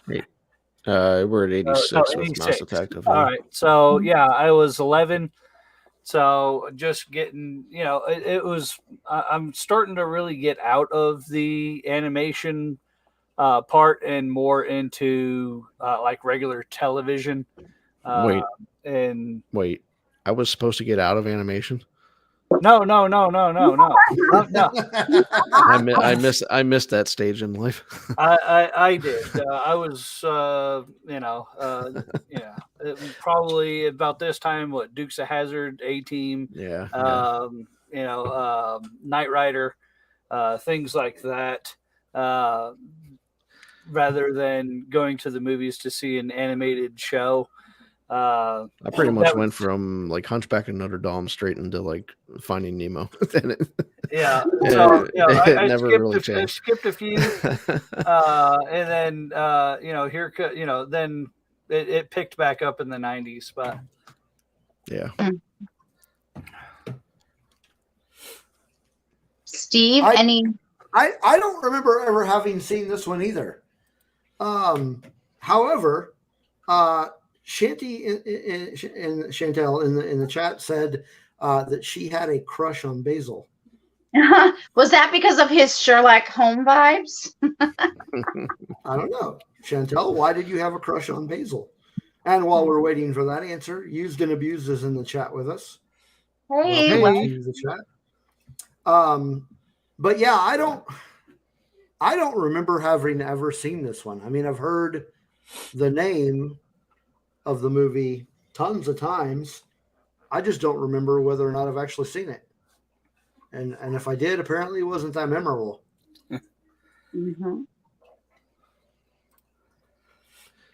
Chantel, let's hear more about the crush on Basil.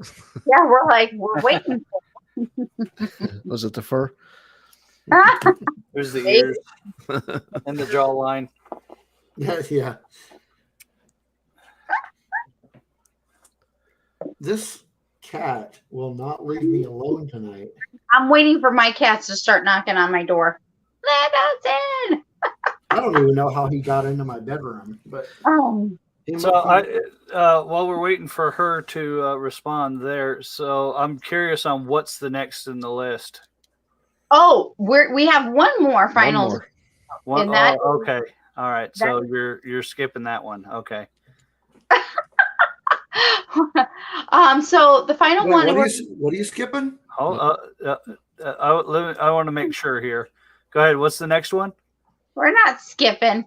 we're going to be talking about Oliver and Company. It comes out on November 18th, 1988.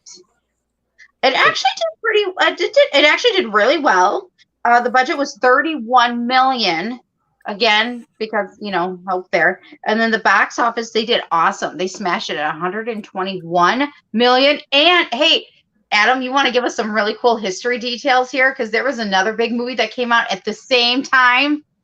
And they went head to head. Go ahead, DJ. I think he knows. Well, no. I had it was a quick question before we get into Oliver and Company. So what about the movie that came out on June 22nd of 1988? That is a animated / live action movie.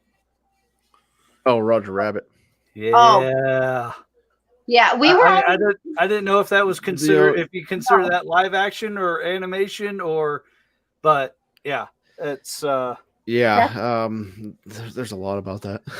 Yeah, yeah, that's a whole nother conversation. Yeah, I kind of consider it honestly.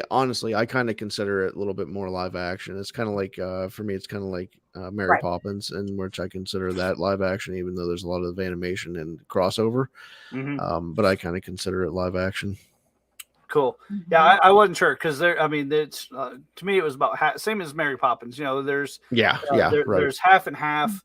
It could go one way or the other. But cool. Roger Rabbit was one that really surprised me that it was a Disney film. Oh yeah, absolutely. But still an amazing movie though. Oh, absolutely. I just didn't know if it qualified as animation or live action. All right. So yes, Oliver and Company. So I'll real quick. I'm gonna touch one quick thing though before we switch back over to Oliver and Company. Okay, because this does show a little bit more of the grittiness of what's happening behind the scenes. Okay, so they had moved the animators off the lot to make more room for the live action and for more Hollywood stars and stuff to come onto where they were. So that was also something that was going on behind the scenes. So when you're talking about it, in some ways, yes, I know in this particular case, I was like, well, we better just stick with animation because, oh Lord, we'll be here for the next day or two. Because there is a lot that went on, not just with the animation, but with the other departments as well. But that was something that did affect the animation department with the live action, if that makes sense. Yeah. Okay. Cool. Hey, Adam, do you want to tell him who was the matchup with? I'm not sure actually. Oh my gosh, I'm surprised. Okay, so the big matchup of that weekend was the Oliver and Company, based off of the Oliver Twist, and The Land Before Time. Who do y'all think won? Who do y'all? Oh, by the way, which was Dom Bluth. Yep, yeah. He was the one that was in charge of that one. Who do y'all think won the matchup? Littlefoot? Nope. Yeah, I was going to say Oliver. Yeah, it was Oliver. He took him. He actually took Oliver. Actually, to be honest, of these, Oliver and Company is my favorite. I love Oliver and Company. I love Dodger. This was one of the things that the new kind of regime had wanted to do is bring in like a star-studded cast for this stuff, and they actually brought in so many people that they had to move animation off to a different warehouse, more or less. But they brought in a lot of people for this. Between obviously Billy Joel is in this, Dodger, and does some music for them as well. But they also have Bette Midler, Cheech Marin. Whoa. No, Joey Lawrence. Yeah. And there's more. I'm actually blanking on a lot because there's actually more. This cast is just packed with people, and I think that's one of the draws for it. But also, one of the names that comes up, and actually the name that wrote the intro song, the opening song, which I love that opening song. One of my favorite pieces of music for Disney, to be honest. and that's Howard Ashman wrote that, and his name, along with Alan Menken, is going to be huge in the next decade for Disney. And that's kind of when they come back to what they had before with the Sherman Brothers, where you have those in-house guys, that are doing the music for these things, and Howard Ashman and Alan Menken just go on to make some of the best Disney soundtracks. And Alan Menken later, after Howard Ashman unfortunately passes away with AIDS during production of Beauty and the Beast. But I mean, they crushed it, and Alan Menken's still crushing it for Disney. He's still doing stuff for Disney today. So, this was kind of the first step for them out of that bronze dark age of transition and into something much bigger. Also, the first time that they use a little computer program called CAPS, which is the computer animated production system made by Pixar. I was going to say Pixar did that one. Yeah. So this is it kind of replaces, makes a lot of the stuff digital as far as coloring and, that type of thing goes, and it really changes the landscape for animation. So, yeah. Yeah, it was pretty cool because they didn't know what to do or where to go. So Eisner and Katzenberg, got all the animators together and said, hey, pitch us some ideas. And one of them said, hey, I have an idea about Little Mermaid. One says, hey, let's do a treasure island in space. And then one of the artists says, hey, how about we do Oliver Twist with dogs? Yeah. And who was it? Was it Katzenberger? I think was already planning on doing an Oliver stage show. Mm-hmm. So so that's the one that got approved first. Mm-hmm. So that was pretty cool. Right. Well, and again, with the good thing with Oliver Twist, though, is this was the time when they finally kind of started getting into a new groove or getting stuff together. That does not include, though, the fact that there would be some bigger issues that's going to come up through the Renaissance era, which will, if we ever do, will be a totally different day. But at least at this moment, as they end that time together, it kind of comes together a little bit. You know what I mean? They're on the cusp of a new era, a new time, and they're getting used to each other and kind of getting in their groove. For sure. Yeah. Anybody have questions or thoughts in the chat or? Pretty interesting fact. Billy Joel got the part by auditioning over the phone. Awesome. That he was recommended for it because he was a New York guy and they based it in New York. And he said that he wanted to do it because he just had a little girl, and wanted something that she could watch and be relatable. So, so he was really excited to do this project. Yeah, that is a good fun fact. I definitely like that one. Yeah, I just want to say again, I already mentioned how much I love the opening song, but that whole opening sequence of animation, which is kind of New York in the 80s, the characters aren't really part of it. It's just kind of this montage of stuff, and there's cityscapes and skylines and that they're doing. It's a really beautiful piece of animation. And if you have a chance even just to watch the first 3 minutes of the movie, it's worth it. It's beautiful. Yeah. So anybody in the chat room have any comments or questions about Oliver and Company? And as we begin to wind down with at least to this part before we go on to the poll again, I want to remind us again of that one quote that I started us off with, because I feel like again that encompassed this time. And I love Walt Disney, and he was an inspiration. He was an encourager. He was so much, and his legacy lives on now. But that was, don't let your fears tackle the place of your dreams. And I truly believe that, I feel like his spirit really got through this whole dark age or Bronze Age, so to speak. And that, you know, the movies were still good. You know what I mean? You know, your level of loving them or liking them depending on each person. But I feel like, you know, that quote really, for me anyways, captures that Bronze era. You know what I mean? They didn't let the fears get in the way. They really did keep to their dreams. And I think that's what Disney would have wanted. Yeah. We do have a comment. Blake says Oliver was the soundtrack of my childhood. It's a great soundtrack. Yeah, it is. It really is. Mm-hmm. Yeah, this was a good movie. Mm-hmm. Yeah, the opening song, the Street Savoir Faire, all good stuff. Yes. Nostalgia. And Chantel also said this was not a movie that she watched multiple times. She thinks she's seen it twice. That might be how many times I've seen it.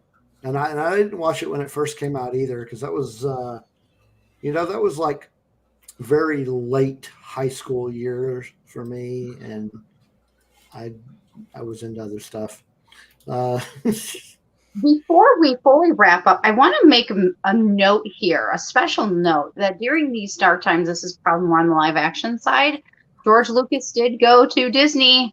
Originally, you know, that was one of the many people he looked to distribute Star Wars. And of course, I could talk a lot about this if you want to open this can of worms. We could do this some other time, but yeah. Yeah, and then of course later on, Michael Eisner, thankfully because of his son, we got Star Wars Tours. Star Tours, but then there's also something else that comes out of that whole meeting, and that's Captain Leo. Yeah. So again, but we can talk about that later. Again, another range of the dark times, you know, and that's more on the live action side. But just a couple cool tidbits to tie in our Star Wars that we all love. So, if you want tie-in, I mean, a lot of this was done by Pixar, which Pixar was a graphic design group by Lucasfilm that was funded by Steve Jobs and Apple. Mm-hmm. Right. That was, I think, a different time. I think that was a different time. I think that was more in the 80s, early 90s. That was Pixar started with Oliver and Company. Well, without right, but called it something else at the time, but right, because I was just going to say, because that's still at this tip end of the Bronze into the Renaissance time. Yeah, right. But that's there's a huge tie-in that it's a George Lucas company that was founded by or used money from Steve Jobs to help get it as a shareholder to really push the animating envelope. Right, which they would totally dive into later. But yeah, there's another Star Wars tie-in for you. All right. All right, Steve. Any final thoughts? Anybody else? No, I don't have anything. Doesn't look like the chat room has anything more about it. So that leads us into our bracket. So we started kind of a. Hey guys, I'm actually gonna have to drop off and get my daughter to bed. So I'm sorry, but thank you for having me on. Thanks for coming on, Adam. So we started this bracket tournament, if you will, of these movies. So I fed these the title of these movies into a randomizer to determine who would go up against who.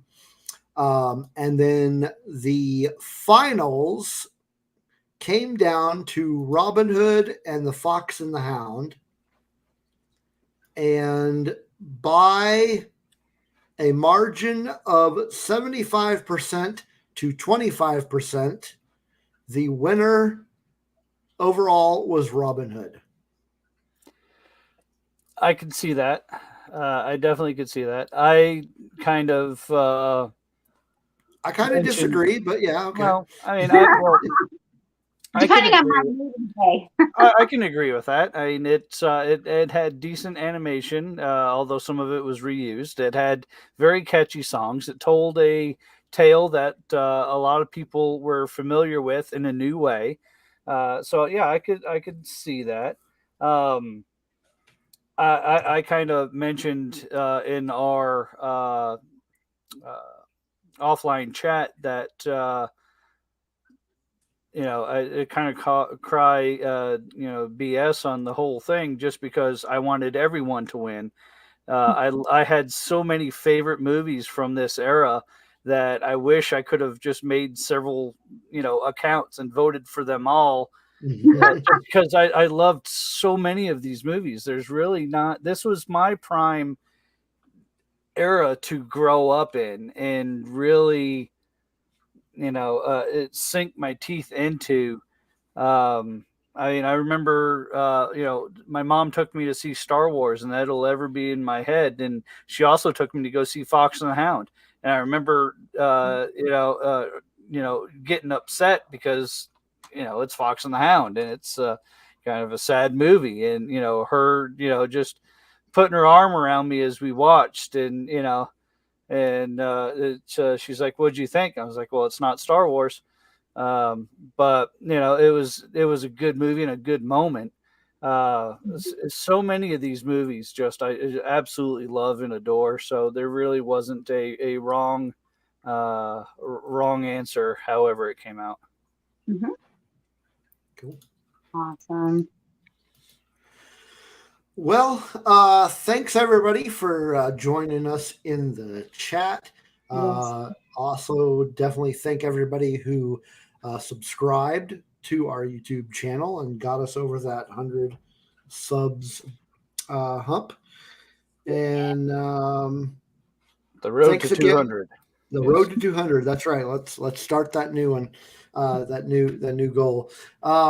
Thanks again to Adam for joining us tonight to talk about the Bronze Age of Disney. And I'm not sure what we're doing next week. We'll figure it out.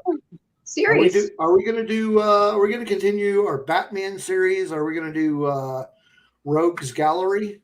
Well, I thought that was part of the Batman series. It was going to be. It is. We just never decided what was going to fit where. We'll get it. We'll have fun with it. Yeah, whatever it is, it'll be a party. We'll do Batman's Rogues Galleries next week, unless we think of something better. All right. But yeah, thanks everybody for tuning in tonight, and we'll see you next week. Yep. Thank you.